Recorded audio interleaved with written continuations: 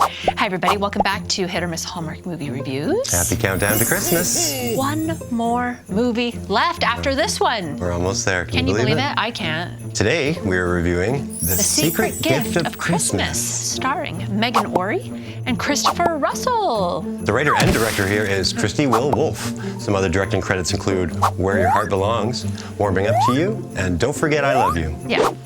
So what's this one about? Bonnie is a personal shopper who helps her new widowed client, Patrick, reconnect with his young daughter. Though Bonnie and Patrick's ideas of shopping couldn't be more different, she's determined to get Patrick and his daughter everything on their wish list.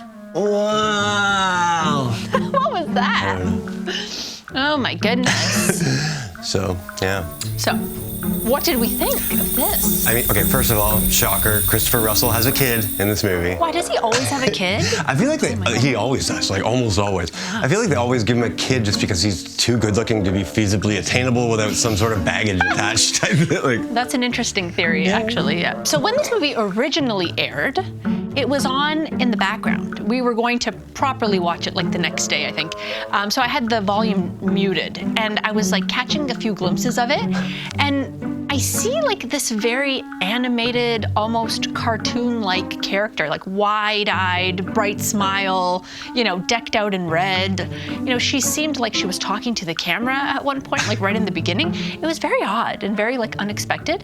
I thought she was like a Christmas angel. So in turn, I thought, oh, maybe, you know, this is like a magical person who grants wishes for people. Like that's what I was thinking when I was watching it in mute. She looked like she was magic. Right? Like kind of like bling, like everything shiny and whatever. But then when we watched it properly, I understood what was happening, and she's a personal shopper with like a shopping addiction. I don't know. Did that come through to you? I wasn't sure about that. Yeah, but you have to think that anyone that works as a personal shopper has a shopping addiction. Like they literally made it their job. A lot of people thought it was like a serious thing. You do whatever you can to shop for somebody else, so you're not wasting all your money and going broke. And I read somewhere that people like thought, well, they shouldn't have glazed over a real problem. Yeah, I don't know. I didn't take it too seriously in this movie at all. No, I mean it's her job. I mean, for me, I was watching this girl who gets to stalk social media accounts and buy stuff and gets paid for it. You know, sounds fun to me. It does sound like a fun job, and yeah, Megan Ory's character was a lot. She had the energy of like a kid show host. Yes, like Romper Room. Yeah, I even made a joke during the movie saying like, this is what Lunette must be doing after all the kids were too old for the couch. Oh, you remember my God, the comfy Lunette? couch? You know what though? I think that's only a Canadian show. Oh, is it? Big Comfy Couch. No, that's not gonna land. Do you Americans know that show, or I don't know? You know, I like to look at the little details that make a movie good, or passable, or just bad, even if that's the case.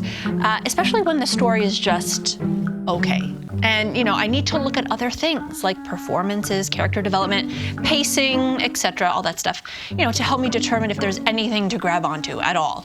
And for this one, I really had to grab onto like their histories, really, and only Bonnie's history was interesting. I enjoyed the story of, you know, going to Rudy's with her family on Christmas Eve. I liked that tradition that they had. I liked the symbolic angel necklace that she wore in honor of her mom. Those were some really poignant story details, but other than that, I didn't have much to hang on to here, to be honest. Yeah, it was mostly boring. Like, this movie didn't do anything particularly well, but nobody was also particularly awful. Nothing about it was awful. It was just definitely on the bad side. I found myself actually annoyed, not by Bonnie's prissy perkiness, which would usually get very tiresome for me, but actually by Patrick. I don't know, he seemed like this naive child, like bumbling kind of through life. What do you mean? And, you know, he's done well for himself, but it almost feels like by accident. And I thought he needed to chill on, like, the gifts. Everyone was loving them. Yeah, why is he paying everybody off, though? Well, I don't know. That's what it seemed like. He was just giving the gifts to everybody. To me, he was pissed off that, like, you know, they were too fancy. I think he even said the word fancy. And he didn't personally like them, but it doesn't matter. You're buying it for someone else. And maybe, you know, too fancy means I don't want to spend that kind of money. Maybe that's what that's supposed to mean, but he never actually said that. So yeah, it didn't seem like I don't know. I mean, I find it crazy that you didn't find her too much. But I know, usually I would find that over the top kind of perkiness a bit much, but you you know, when it fits the character. Yeah, I guess. I don't know. I guess I didn't mind it here. The only drama and real source of like conflict here I found was very unnecessary and so contrived that I just had to roll my eyes at it. You know, it was the storyline with Fiona Appleby. And I think she is probably my most hated character in all of Countdown to Christmas. Wow, really? Worse than Quinn? Yes, definitely worse than Quinn. Quinn had at least an innocence, a naive, ignorant innocence about him. He was just bad at his job.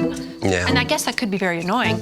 But this woman, oh my God, what a bad character. Miss Appleby was one thirsty teacher, that's for sure. So stalkerish and possessive and weird. The way her mouth curled up when she was being like that slimeball possessive psychopath to Bonnie at the party there at the dance. Like, are people that aggressive and clueless? Like, I don't, like, clearly he doesn't have an interest in you. You know that. You're just being desperate. But okay, overall, I liked this more than I thought I would, but only because I found the cheesiness and bad choices to be funny. So I was really enjoying poking fun at how corny and cringeworthy it was and like laughably bad at times. That's bad though. That is bad. I mean, sometimes laughably bad works. Because it's entertaining and you're sitting there enjoying watching it. Like, Yeah, oh my at least God. there was a lot to poke fun at. I mean, I was dreading watching this one, but it was easier to get through than I expected. But on a more like constructive note, it was cute. And I liked that it ended in front of Rudy's restaurant. You know, that's a significant place in Bonnie's life. And Patrick taking her there shows he listened to her, really cares for her by bringing her there, right? And Yeah, it was nice. I liked that it ended right there. Didn't go on and on, otherwise it would be like way too long and way too drawn out. Fair. Well, why don't we head to performances? I mean, okay, the performances here left a lot to be desired, I'm gonna be honest. Just badly written characters overall, but I'm gonna go with Megan Ory here. She was able to make an over-the-top, overly perky, Little Red Riding Hood type of character not that annoying to me. I know a lot of people were annoyed by her when I read online, but she also played Little Red Riding Hood in Once Upon a Time, and I think that's what she's best known for. So Oh my it was God, kind really? of interesting that she was all of her outfits in this were literally all red. Like they literally. They were pretty much the same. So I was like, okay. I like to choose the performances that I'm most surprised by, and I'm most surprised that this didn't annoy me as much as I thought it would. Fair. I don't know if that's good. I mean, I guess I would have to say my standout is also Megan Ory. I actually don't recall seeing her before, and she was kind of fun, even though she was a little psychotic. So bright and wide-eyed, and like she was like a child in this, right? Pretty much, yeah. Yeah. Well, why don't we get to Nit Picky? Hit me. Bring 'em on. Nit.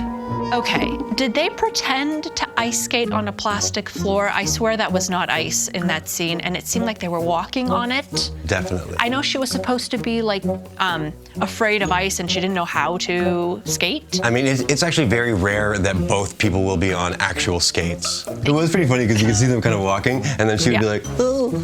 Yeah, it looked pretty bad. The whole framing of the scene, the plastic-looking ice, him touting himself as the best teacher and then not showing her anything whatsoever. Yeah. And someone who doesn't know how to skate me, that would not help me at all. I would make it worse. All right, next, Nit. The karaoke scene. Yeah, it was pretty cringe. I felt embarrassed for Bonnie watching it. Like, why was she kind of like bouncing around, like a 10-year-old girl? Like, maybe like nerves, I don't know. It was even worse when Fiona took the stage.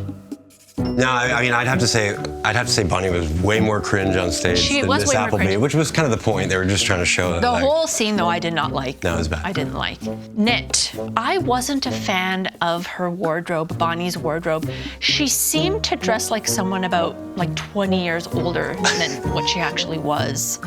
Also, those like tight. She dressed like one of those ringlets. American Girl dolls or something. Yeah, the dress is like, I don't know. It just seemed to age her, and I think the ringlets that she had. I don't know if it was ringlets or a crimp hairdo. I'm not sure, but It's curly Sue. just a little bit dated. It looked really old-fashioned, Yeah, I mean, I don't really care about that. I didn't like it. Well, we're being right? Yeah, We're being I know. nitpicky, so.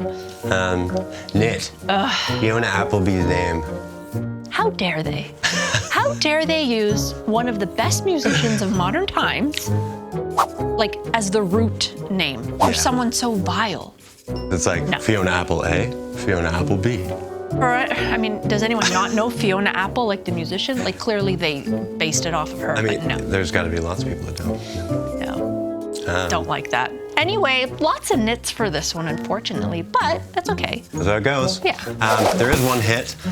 Megan Ory's character, considering how, like, wholesome she came off, like, she gave one of the biggest digs to a Hallmark character I've ever seen. She's like, when she was like, oh, maybe you should spend more time with your daughter. I was like, whoa! You're a really great guy, and you have an amazing daughter who you should really spend more time with. Oh, like, I remember shots that. fired. I want to play that clip. Nice. I thought it was funny. Sure, yeah. I'm going to bring down the Christmas list. I think it did pretty well on the Christmas list. A Christmas party or gathering? Yes. Indeed. Ice skating. Technically. Yes, although horrendously done. They went ice skating. It was plastic skating. Yeah. Tree decoration or picking out the tree? Yes. Yes. Santa. Indeed. A hot beverage? Yes. Dinging them off. Snowball fight. Technically, one snowball was thrown by his daughter. Christmas market. Yes. A Christmas carol? Yes. Dreadful karaoke scene. Definitely. Mistletoe kiss. Nope. No. Character obsessed with Christmas? I don't think so. I mean, they could have made Megan Ory's character, but she was more obsessed with shopping. Shopping to a Which is the root of To a Christmas. fault, I guess, if she had an addiction. I don't know. Holiday tradition. Indeed. Well, yes, there's Rudy's. And then there was this other funny tradition that she mentioned that her family waited to buy a Christmas tree until Christmas Eve. Yeah, I kind of like that. I think other people do that. Who waits that long? Well, Norwegians, for one.